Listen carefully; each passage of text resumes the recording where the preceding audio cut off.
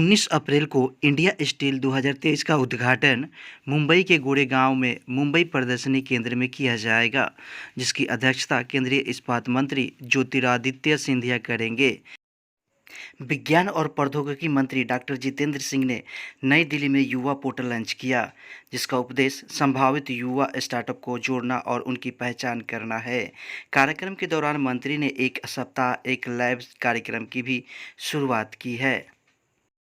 देश में अपनी तरह की पहली जनगणना में उड़ीसा के भितरनिका में वन अधिकारियों ने 179 मैंग्रोव पीत पक्षी देखे गए हैं, जो अपने आकर्षक और जीवंत रंगों के लिए जाने जाते हैं।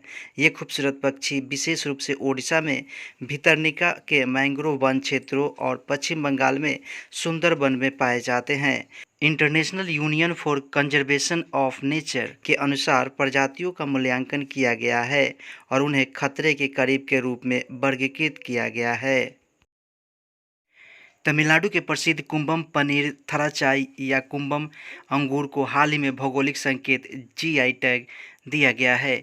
तमिलनाडु के कंबम घाटी लोकप्रिय रूप से दक्षिण भारत के अंगूर शहर के रूप में जानी जाती है।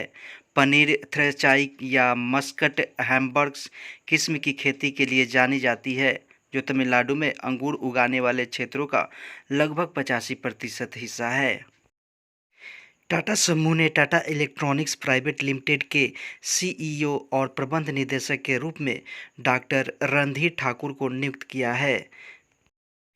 पूर्व चांसलर एंजेला मर्केल ने जर्मनी का सर्वोच्च ऑर्डर ऑफ मेरिट प्राप्त किया है।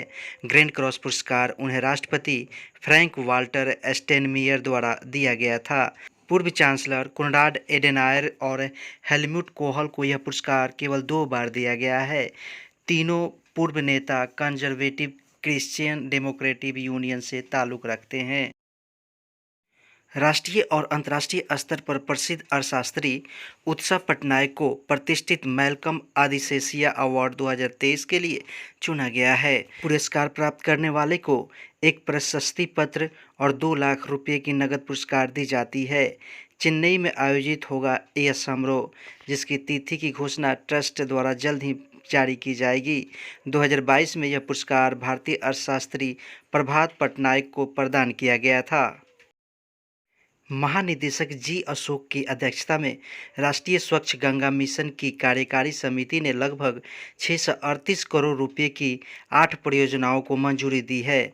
इस परियोजनाओं का फोकस हिंडन नदी में प्रदूषण को कम करना है, जो यमुना नदी की सहायक नदी है। हिंडन कायाकल्प योजना के तहत शामिल जिले में प्रदूषण कम करने के लिए 407.39 करोड़ रुपये की लागत की 4 परियोजनाओं को मंजूरी दी गई है। इन परियोजनाओं का उद्देश्य कृष्णा नदी में दूषित पानी के प्रवाह को रोकना है।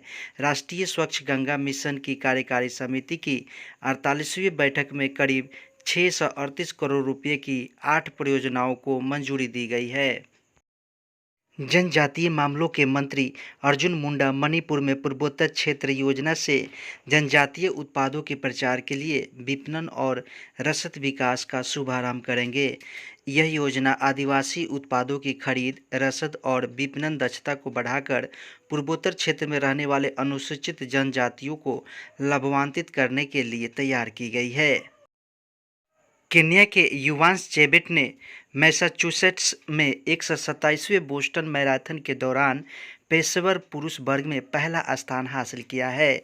युवांश चेबेट और हेलन ओब्री ने बोस्टन मैराथन में पुरुषों और महिलाओं की दौड़ में जीत हासिल की और लंबी दूरी की दौड़ सोफिस के 127वें संस्करण में लगातार तीसरी केन्याई डबल पूरा किया। क्रिकेटर सूर्य कुमार यादव ने विजडन एल्मनैक के प्रमुख टी20 इंटरनेशनल क्रिकेटर का सम्मान जीता है, जबकि Harmanpreet Kaur cricketer of the year का पुरस्कार जीतने वाली पहली भारतीय महिला बन गई हैं।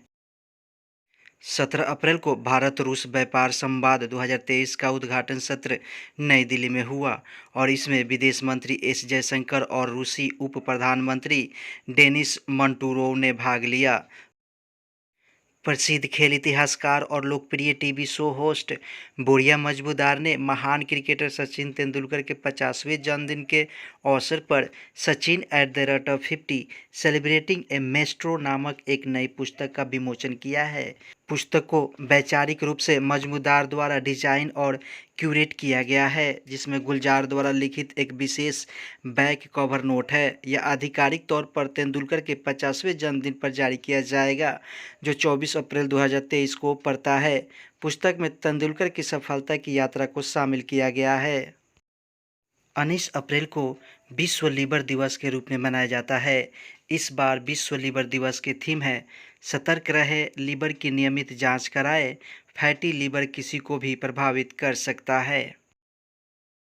एस जयशंकर ने मोजाम्बिक में बुजी पुल का वर्चुअल उद्घाटन किया है, जो 132 किलोमीटर के टीका बुजी नोवा सोफाला रोड प्रोजेक्ट का हिस्सा है। भारत द्वारा निर्मित इस ब्रिज का मोजाम्बिक और भारत के बीच दोस्ती और सहयोग का प्रतीक है। नवीनतम राज्य ऊर्जा दक्षता सूचकांक 2022 में 60 से अधिक अंक प्राप्त करके आंध्र प्रदेश देश में शीर्ष पर है। आंध्र प्रदेश को 77.5 अंक मिले। इसने पिछले साल के SEII के तुलना में ऊर्जा दक्षता मानकों में सबसे अधिक सुधार दिखाया है।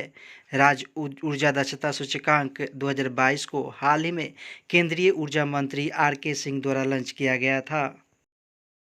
संयुक्त राष्ट्र के अनुमान के अनुसार 2023 के मध्य तक 2.9 मिलियन अधिक लोगों के साथ भारत की जनसंख्या चीन से आगे निकल जाएगी। इस वर्ष के लिए संयुक्त राष्ट्र जनसंख्या कोष की state of world population report में चीन के लिए 1.4257 बिलियन के मुकाबले मध्य वर्ष तक भारत की जनसंख्या 1.4286 बिलियन होने का अनुमान लगाया है। भारत में एप्पल के पहले रिटेल स्टोर के लॉन्च के एक दिन बाद CEO टिम कुक ने बुधवार को नई दिल्ली में प्रधानमंत्री नरेंद्र मोदी से मुलाकात की। स्वागत के लिए PM मोदी को धन्यवाद देते हुए उन्होंने कहा कि टेक दिग्गज देश में अपने आधार और निवेश योजनाओं के विस्तार के लिए तत्पर है। दिल्ली में साकेत स्टोर लॉन्च से पहले उन्होंने खुलासा किया है कि शिक्षा से लेकर पर्यावरण तक के क्षेत्रों पर प्रौद्योगिकी के सकारात्मक प्रभावों के बारे में बातचीत ने एक साझा दृष्टिकोण सामने लाया है। मंगलवार को एप्पल ने बांद्रा कुर्ला कॉम्प्लेक्स में मुंबई के जियो वर्ल्ड वाइड मॉल में अपना पहला भारतीय स्टोर खोला है। यायोसोबी द्वारा ओशिनोको के शुरुआती थीम सॉन्ग आइडल ने एनीमे की दुनिया में तूफान ला दिया है। दर्शकों को यह सॉन्ग बहुत लुभाया है। आइडल के लिए संगीत वीडियो एक त्वरित हिट था। केवल 12 घंटों में यूट्यूब पर 1.25 मिलियन बार देखा गया और 12 अप्रैल को रिलीज होने के बाद से 21 मिलियन से अधिक बार देखा गया है। ओरिकॉन की नवीनतम रिपोर्ट में 10 मिलियन से अधिक धाराओं के साथ अपनी साप्ताहिक स्ट्रीमिंग रैंकिंग में आइडियल को नंबर 1 पर रखा गया है, जिससे यह शीर्ष स्थान पर पहुंचने वाला यासोबी का तीसरा गीत बन गया है। सुप्रीम कोर्ट ने आज टिप्पणी की है कि केंद्र सरकार समलैंगिकता और समान सेक्स विवाह के विचार को शहरी अभिजात्य अवधारणा के रूप में डब नहीं कर सकती है, विशेष रूप से इस दावे को वापस करने के लिए किसी भी डेटा की अनुपस्थिति में। CJI DY चंद्रचूड़ ने मौखिक रूप से कहा कि यह अपनी अभिव्यक्तियों में अधिक शहरी हो सकता है क्योंकि शहरी क्षेत्रों में अधिक लोग कोठरी से बाहर आ रहे हैं। पटना हाई कोर्ट ने बिहार औद्योगिक क्षेत्र विकास प्राधिकरण के कर्मचारियों को पेंशन योजना का लाभ दिलाने की मांग वाली अपील खारिज कर दी है। 21 अप्रैल को नेशनल सिविल सर्विस डे मनाया जाता है।